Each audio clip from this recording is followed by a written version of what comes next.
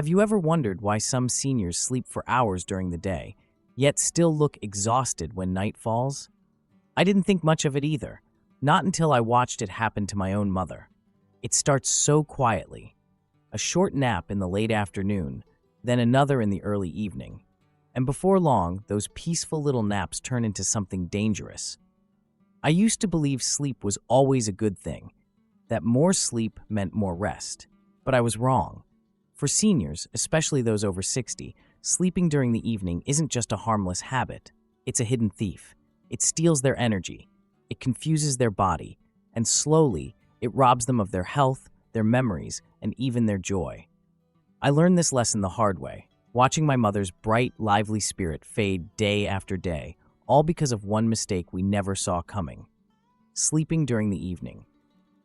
But her story didn't end there, because once we understood why this was happening and how to fix it, everything changed. Let me tell you how. This is her story, and it might just be yours too. I still remember the first time I noticed it. It was a quiet evening in early autumn. The sky outside was painted with soft shades of orange and purple, and the air carried that calm, peaceful stillness only late afternoons can bring. I walked into my mother's small living room, the same room where I had spent countless childhood evenings sitting at her feet, listening to her stories. But this time, she wasn't waiting for me with her usual smile. She was asleep. Right there, sitting in her favorite armchair by the window, her head tilted forward, lost in a deep, heavy sleep. It wasn't the first time either. For the past few months, I had seen it happening more and more often. My mother, Margaret, once full of life, always moving around, tending her small garden, chatting with neighbors, now drifted into long naps every evening. I thought, maybe it was just age. Maybe she deserved the rest. But I was wrong. Dead wrong. You see, as we grow older, sleep, that simple, beautiful gift of life, changes in ways we don't always understand. It's cruel, really. The very thing our bodies need most, rest, becomes harder to find. For seniors, nighttime sleep becomes lighter, more fragile. It shatters easily with every sound, every ache, every racing thought. And when nights grow restless, the days become heavy. Fatigue creeps in like a silent visitor, and without even realizing it, evening naps become a habit, a dangerous habit. I wish someone had told me sooner. Sleeping during the evening, especially for seniors like my mother, isn't just about catching up on rest. It can quietly damage the heart. It can steal mental sharpness. It can leave a person feeling even more tired, confused, and vulnerable. You see, the body runs on a natural clock, the circadian rhythm. It tells us when to wake, when to sleep, when to heal. But when we start taking long naps in the evening, we throw that precious clock into chaos. Nighttime sleep becomes harder. Restorative healing slows down. The heart grows weaker. And memory? That starts slipping too. I began noticing small changes in my mother. She would forget things she never used to, names of her old friends, dates that meant the world to her. She would wake up from her evening naps feeling more sluggish than refreshed. Her blood pressure climbed higher than ever before, and the sparkle in her eyes? It dimmed. One day, after another restless night and another heavy evening nap, she finally looked at me with tired eyes and whispered, "Why do I feel so empty? I sleep so much, but I'm always exhausted." That broke me. I knew then something had to change. I turned to doctors, sleep specialists, anyone who could guide me, and the answer was clear. Evening naps, especially long ones, were harming her in ways we couldn't see. Nighttime sleep for seniors is sacred. It's when the brain cleans itself, flushing out toxins that build up during the day. It's when memories are safely stored. It's when healing happens. But with every evening nap that stretched longer than 20 minutes, my mother's brain missed that chance to reset. Her heart missed its time to rest. Her body missed its window to heal. So we made a plan. It wasn't easy. Habits formed over months, even years, are hard to break. But I reminded her gently, every evening, "Let's stay awake just a little longer, Mom." We went for short walks around the block, just enough to feel the evening breeze on her face. We played her favorite songs. We looked through old photo albums, reliving memories that made her smile. And most importantly, we limited her naps, no more than 15 or 20 minutes, always in the early afternoon, never in the evening. Slowly, I saw the changes. Her blood pressure began to stabilize. Her energy, though fragile, lasted a little longer each day. She slept better at night.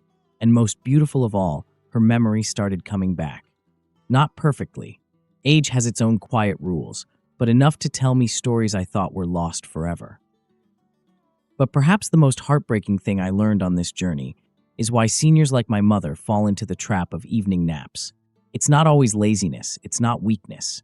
Sometimes it's loneliness. Sometimes it's boredom. Sometimes it's the body's silent cry for help after countless sleepless nights. Low activity, certain medications, quiet, empty houses, they all pull seniors into that dangerous evening sleep. But it doesn't have to be that way. We built new routines, a consistent sleep schedule, early dinners, light and easy to digest, no caffeine after noon. We dimmed the lights an hour before bedtime. We put away the TV, the phone, the glowing screens that trick the brain into wakefulness. Instead, we read quietly. We practice slow breathing. We let the natural rhythm of night guide her into sleep. And it worked. Little by little, day by day, my mother's life transformed. Not dramatically, not all at once, but in small, gentle ways that mattered deeply. She was awake, fully awake for our conversations again. She laughed at my terrible jokes. She tended to her small plants, humming softly like she used to. And every night, she slept, not like before, but better, more peacefully. Today, I share this story not because it's rare, but because it's happening everywhere. To mothers like mine, to fathers, to grandparents sitting quietly in lonely rooms, dozing off in the evenings, wondering why they feel so lost. If you are caring for someone older, or if you are a senior yourself, please hear this. Sleeping during the evening might feel harmless, even comforting, but in the long run, it can steal the very health and energy you deserve. Let the night be for sleep. Let the day be for living. Even the smallest changes can breathe life back into tired bones.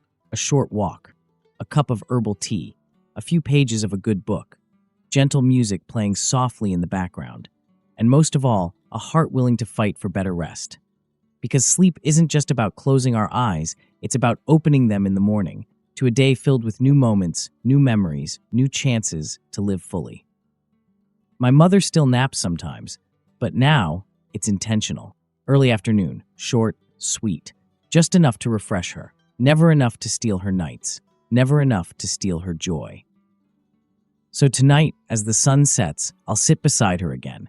We'll talk, we'll laugh, and when night finally comes, she'll drift into sleep the way nature intended, peacefully, restfully, ready to wake to a new day, because she deserves it. And if this story touched your heart, if it reminded you of someone you love, maybe it's your mother, your father, or maybe it's you. Let me tell you this, it's never too late to change. Healthy sleep for seniors is not just about feeling rested. It's about protecting your heart. It's about saving your memory. It's about living the life you still deserve. So if you found value in this story, if you learned why sleeping during the evening is harmful for seniors, please don't keep this to yourself. Share this video with someone you care about, because sometimes all it takes is one message to change a life. And if you want more stories like this, stories about senior health, family, love, and the small choices that make a big difference, subscribe to this channel. Leave me a comment below. Tell me your story. Tell me who you're fighting for, because here, we don't just talk about getting older. We talk about living better every single day. I'll see you in the next video. Until then, take care of yourself. Take care of those you love. And remember, a good night's sleep might just be the beginning of a brand new life.